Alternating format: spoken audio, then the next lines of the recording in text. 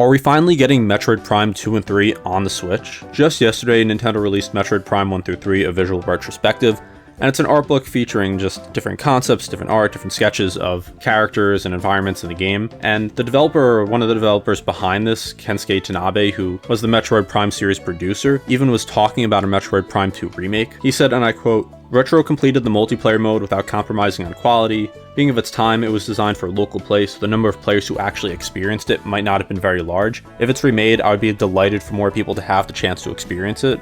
So, this isn't a random rumor, this is the series producer, a legendary developer, just casually talking about a Metroid Prime 2 remake. And remember, there's no way to play this on the Switch. Like, you can play Metroid Prime Remastered on Switch, but you can't play 2 and 3 unless you have a Wii or Wii U. And these are not the most accessible games. Like, most people probably didn't get this because they didn't sell incredibly well. They were received very well, but both sold around 1 to 1.5 million copies, around somewhere in that range. So it's not a crazy amount or anything. These games aren't crazy expensive or anything. I think you get 3 for around 20 bucks, 2 I think is a little more, maybe around 50. And also, of course, you can get the Metroid Prime trilogy on Wii. But again, like, this is not something that's easily accessible. A lot of people just don't either have these systems or just don't have it, the cables for it, don't have it set up. And while we do have GameCube Virtual Console on the Switch too, like, we've got no word about anything Metroid.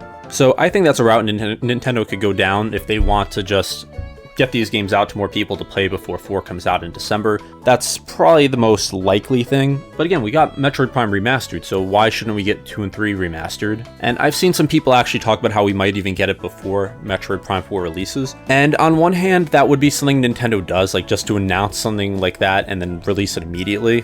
I think Pikmin 1+2 kind of came out of nowhere. I could be wrong on that. But that would also be great marketing for Metroid Prime 4, because that'll get people talking about it even more, and will give people a chance to play this. Like, maybe someone will be on the fence about it because they want to play the first 3 first. And that gives people a definitive way to play it, because the last version you could play would be the Metroid Prime trilogy on the Wii, or if you want to buy just the individual games on Wii, I forgot if you could do that. But Metroid is becoming one of Nintendo's more popular series now. Like, Metroid Dread sold like something like 4 million copies, which was by far the most in the series. It's always been something popular among Nintendo fans, but more niche among non-Nintendo fans. And remember, the series was like pretty dead for a while, like around post Metroid Prime 3 until like 2016. There was really nothing good for it. Like, there was Metroid Other M, which has very mixed reviews. There was, I think, a DS title in that time. I could be wrong. I think it was earlier. There was Metroid Prime Blast Ball and Federation Force, which those were disasters when they launched. And then we finally got a new Metroid, or not even a full new Metroid game, Metroid Remake of Metroid 2 on the 3DS. And that just didn't sell great because it was on the 3DS post-Switch. But since then, we've got Metroid Prime Remastered, which didn't sell a crazy amount, but it sold around 1.5 million units, I think. It might be more. The numbers I last saw were 2023. And then, of course, Metroid Dread. And now Metroid Prime 4 has been hyped up for literally over 8 years now. It was announced at E3 2017, so an entire generation, Nintendo's longest generation ever, and it still wasn't released. So the hype has been building for this for a long time, and Nintendo's just never given people a proper chance to replay these games in HD. Like, I think it's kind of crazy that they haven't, because all they would need to do is just remaster 2 and 3 now, and then just sell it as a package. Like, do what they did with Pikmin 1+2. Maybe they even want to be generous and include Metroid Prime Remastered for it, and they probably charge 70 bucks for it. But if you're getting 3 games with it and they're remastered, it's not the worst thing in the world, I guess, but still 70 bucks would be a lot for that. I would bet that there's no way we don't get Metroid Prime 2 and 3 on the Switch 2 in some capacity. At the very, very least, we're going to get it on GameCube Online. Like, if they're not going to remaster these games, they'll have to release them on GameCube Online, because these were 2 of the most popular games during that generation, at least in terms of critical acclaim. I don't know if they would release the original Metroid Prime on it just because they want people to buy remastered. I wouldn't be surprised either. Like, I still think the definitive way is to play Metroid Prime Remastered. A lot of people consider it to be one of the greatest games of all time. Because being a first-person shooter from the early 2000s, it's, of course, like a little clunky nowadays. So simple quality of life improvements just make it a much better experience. And in recent years, Nintendo has definitely started to be remastering and remaking more games. Like, if we go back to last year, we got The Thousand Year Door. In 2023, we got Super Mario RPG. I think we got Pikmin 1+2. I forgot if it was 2023 or maybe a little before that. And I'm not counting Wii U ports, because I mean, they're technically remasters, but they're more just ports just because no one bought on the Wii U. But I've just listed off a few older GameCube games that and older with the SNES that we really got nothing of. Like, there was no way to play these games at least on the GameCube. And Super Mario RPG was a game that was literally came out of nowhere. Like the RPG or Mario RPG series kind of seemed to leave it in the past and just use it as inspiration, and then we just got a full, like, great remake of it. And of course, I know someone is probably going to mention the Zelda remakes. That's something that we actually haven't gotten for a few years, and I think that's going to change soon. But the point is, Nintendo is getting older now, or at least the gaming side is. I mean, obviously Nintendo as a whole is getting older. They've been around since the 1880s, but their oldest games now came out 45 years ago. Their first mainstream console came out 40 years ago. And of course, with every new generation, there's going to be a new generation of kids getting into gaming. And as someone born in the early 2000s, I understand like why someone might not want to play GameCube or Wii games, like if they're pretty outdated. Like for me, like there's a lot of N64 games I like, but it's also pretty difficult for me to go back and play some games that came out before I was born that just have very primitive technology. Like not because the game is bad, far from it. It's just because we're just so used to modern quality of life features that it can be kind of difficult to go back to an old game that you yourself didn't experience. Like for me, I grew up with the Wii and DS. I have no problem going back to that. But if someone's like 10 years old and wants to start getting into Nintendo games, and then they go back and play like a Mario Kart DS and they don't really get into it, I can understand that, because it's now a 20-year-old game.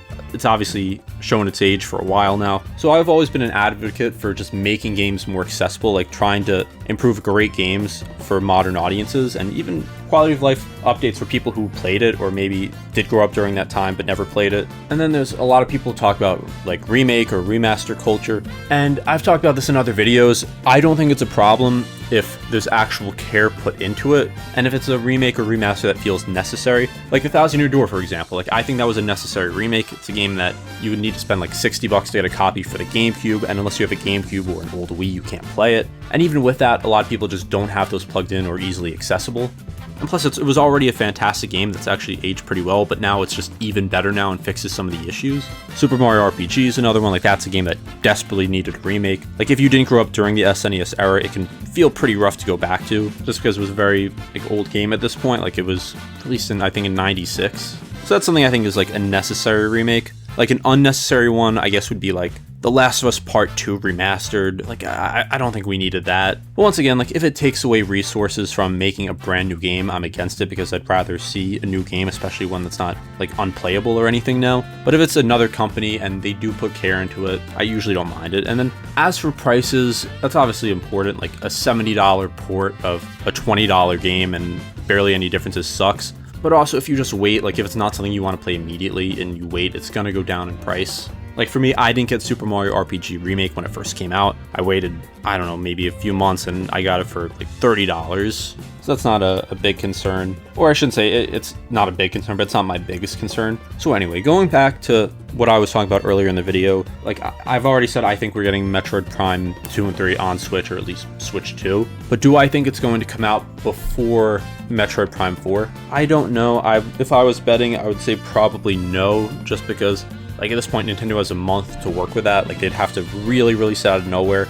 And while I think on one hand it's a good marketing move, on the other hand, then they're taking away potential sales for Metroid Prime 4, because if someone buys, let's say, the Metroid Prime 2 and 3 collection, they're probably not going to buy 4 right away. If I had to guess, Metroid Prime 4 comes out, it hopefully is received very critically well, hopefully sells well, and then maybe sometime next year they announce the collection. So that's what I would say.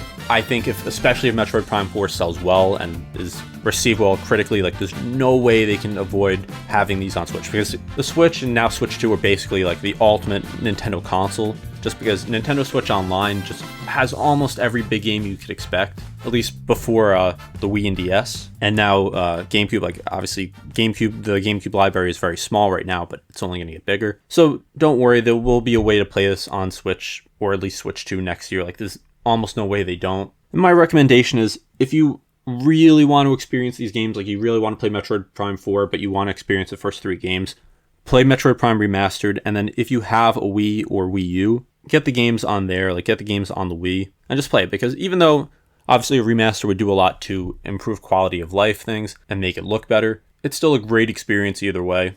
And it doesn't necessitate a remake or remaster. Like you can still play this now even if you didn't grow up during that era. But anyway, let me know your thoughts. Like, when do you think we're getting Metroid Prime 2 and 3 on Switch? Do you think it's going to be just a remaster, a full remake? Do you think it's just going to be on GameCube through Switch Online? Let me know in the comments, and be sure to subscribe. This has been Domain with Game Domain. Thank you for watching.